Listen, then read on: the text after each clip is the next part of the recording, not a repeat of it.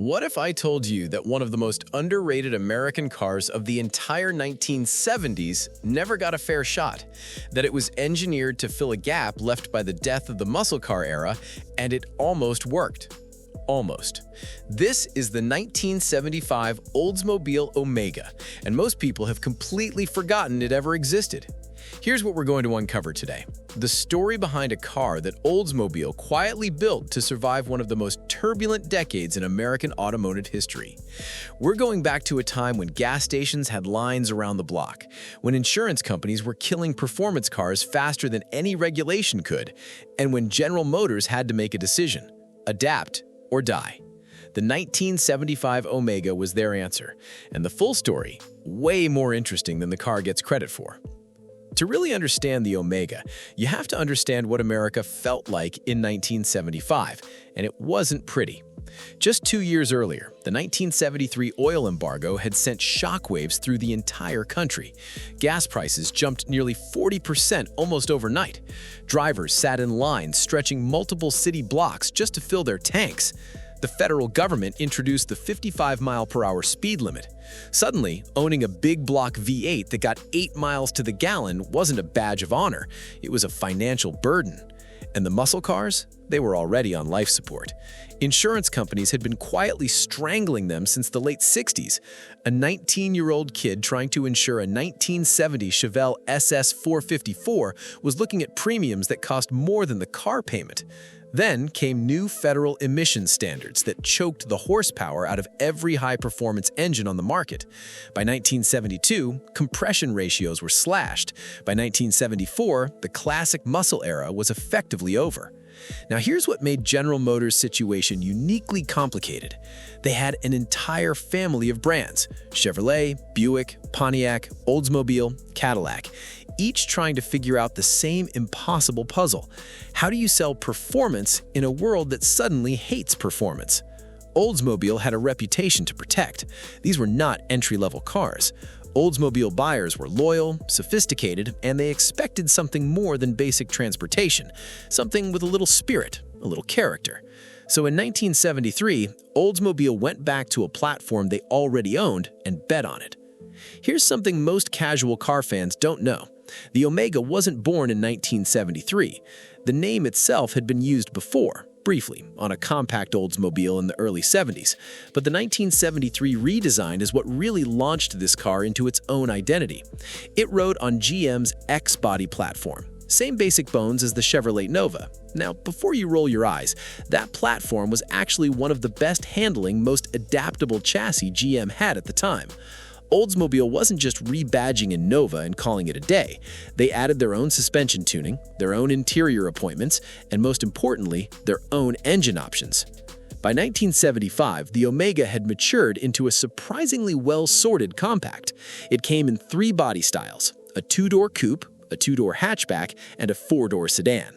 The hatchback in particular had a sleekness to it that felt genuinely modern for the mid-70s. Clean lines, fastback roofline, nothing fussy about it. And then there was the Omega Salon. This was the top trim, and this is where Oldsmobile got serious. The Salon package added a level of interior refinement that genuinely set it apart from anything else in the compact segment. Upgraded cloth seating, wood grain accents, a more sophisticated instrument cluster. This wasn't a stripped-down economy car wearing a fancy badge. Oldsmobile was trying to create a junior luxury performance compact, a concept that European brands like BMW were already mastering overseas. Sound familiar? It should, because that formula, sporty, compact, premium, is literally what every successful car brand chases today. Here's where the 1975 Omega gets genuinely fascinating from an engineering standpoint. The standard engine was a 250 cubic inch inline 6-cylinder from Chevrolet. Respectable, reliable, smooth. Produced around 105 horsepower after all the emissions equipment was bolted on. Not exciting, but honest. But the optional engines, that's the real story. You could order a 260 cubic inch V8. This was actually an Oldsmobile-designed small block, not a Chevy engine, not borrowed unit. Oldsmobile's own engineers developed the 260, and it was lighter and more fuel-efficient than the bigger V8s of the previous decade, while still giving you that authentic V8 character. around 110 horsepower and federally compliant trim, which sounds modest when you remember that big block muscle cars were making similar numbers by this point after the emissions stranglehold took effect. The real gem, though, was the available 350 cubic inch V8. This is where Oldsmobile was quietly winking at the performance crowd. The 350 produced around 170 horsepower in the Omega, in a compact car that weighed right around 3,400 pounds. The power-to-weight ratio wasn't going to challenge a 1969 Judge. Nobody was pretending it would. But it moved. It had torque. It had soul. Pair that 350 with a 4-speed manual transmission, yes, you could still get a proper stick shift and a set of rally suspension components, and you had a car that genuinely liked being driven hard on a back road. That's something almost no automotive journalist acknowledged at the time, because everyone was busy mourning the cars that came before it. Think about who was buying cars in 1975. The baby boom generation was entering their late 20s and early 30s.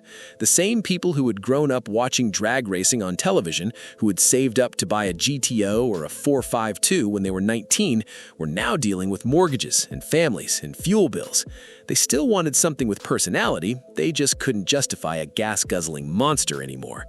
The Omega was positioned perfectly for that buyer, on paper. But here's where things get complicated. General Motors had an internal politics problem that ran deep. Brand identity at GM was supposed to be clearly defined. Chevrolet was for the working class, Oldsmobile was a step up, Buick was near luxury, Cadillac was the top tier.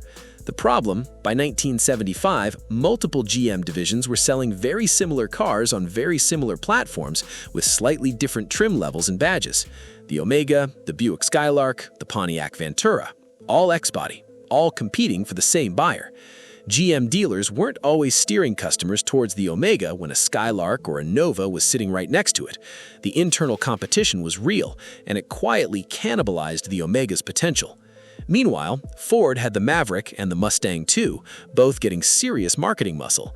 And from overseas, something new was happening that American executives were choosing not to take seriously.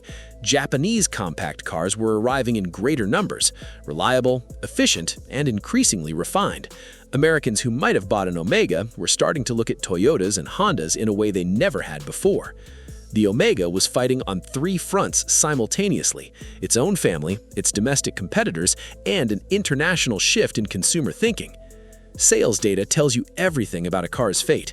In 1973, the redesigned Omega sold reasonably well, over 90,000 units across all body styles. That's a solid number for a compact in the Oldsmobile lineup. By 1974, that number was already declining. And by 1975, despite refinements and the well-equipped salon trim, total Omega production had dropped to somewhere around 90,000 again, holding on but not growing. Compare that to the Chevrolet Nova, which was moving well over 250,000 units annually. The Nova had massive name recognition, massive dealer support, and a price advantage. The Omega was asking buyers to pay a premium for the Oldsmobile badge and the additional refinement, and in a recession-era economy, that premium was a harder sell every year. The 350 V8 option, the one that gave the Omega genuine personality, was not ordered in large numbers. Most buyers defaulted to the 6-cylinder for fuel economy, which meant the exciting version of the car, the one that made the strongest argument for the Omega's existence, was rarely seen on the street. Rare options, limited production, declining sales. You know where this road leads. Oldsmobile kept the Omega alive through the 1979 model year. Each year brought minor updates, a revised grille here, some additional trim options there. The 1977 Omega received a notable facelift that gave it a cleaner, more modern appearance. The salon trim continued to be a genuinely impressive compact by American standards, but the energy was gone. By the late 70s, GM's internal attention had shifted almost entirely towards the upcoming front-wheel drive revolution. The X-Body platform was about to be replaced by the all-new X-Body of 1980, which would produce the infamous Citation, Skylark, Pontiac, and Omega of the new era.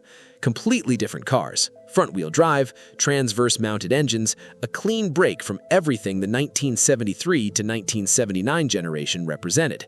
When the 1979 Omega quietly left production, there was no farewell campaign, no special edition, no send-off. It just stopped being built. And almost immediately, it disappeared from cultural memory. Here's the twist that should genuinely surprise you. Because the Omega never attracted a huge following while it was new, survival rates are actually quite low. Most of them were driven until they stopped running, then scrapped or parted out. Nobody was preserving them in the 70s or 80s. Nobody was writing magazine tributes to them. They were just used cars. Which means, today, a numbers-matching 1975 Omega with the 350 V8 4-speed manual and salon trim is genuinely rare. Not rare in the way people casually throw that word around. Rare in the way of finding a clean example with documentation and original drivetrain takes real effort. And the collector market has noticed. In the past few years, X-body Oldsmobiles in general have started appreciating. Clean, optioned-out Omega salons have been appearing at regional auctions and drawing serious interest from collectors who specialize in forgotten GM cars. Prices for exceptional examples with the right engine have climbed steadily. A few years ago, you might have found a driver-quality Omega for a few $1,000s. Today, a well-documented, show-quality salon with the 350 can command considerably more attention and significantly higher bids. Part of this is the broader collector trend toward affordable classics. As first-generation Camaros and 442s become increasingly out of reach financially, buyers are moving down the prestige ladder into territory that offers genuine period character without the six-figure price tag. The Omega sits right in that sweet spot. Real Oldsmobile engineering, real V8 option, real era authenticity, and a story that almost nobody knows. Here's the thing that stops most people cold when they learn it.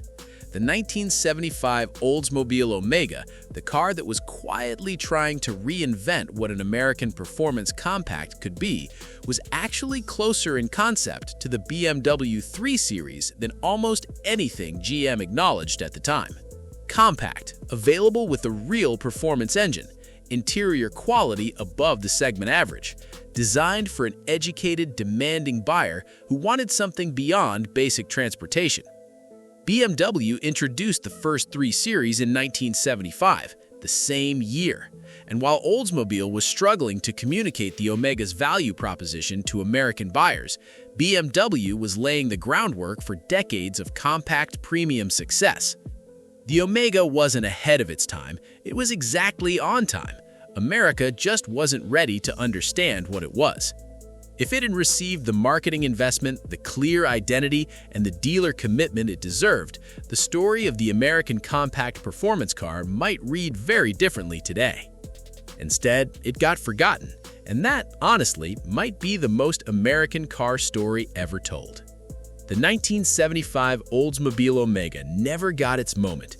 It existed in the gap between two eras, too late for the muscle car crowd, too early for the European compact premium wave that would reshape the market in the 80s. It was a well-engineered, thoughtfully designed American car that got buried under internal politics, economic pressure, and consumer confusion. But it was real, and the handful of people who owned them with the right options, the right engine, and the right trim, they knew something the rest of the country missed. If you've ever seen one of these on the road or at a car show, drop a comment below. I want to know where you spotted it and what condition it was in, because these things are getting harder to find every year. And if this story surprised you, if you had no idea this car even existed, hit that subscribe button, because we do this every week. The forgotten cars, the overlooked stories, the chapters of American automotive history that the big publications skipped right over. The Omega deserved better, and now you know why.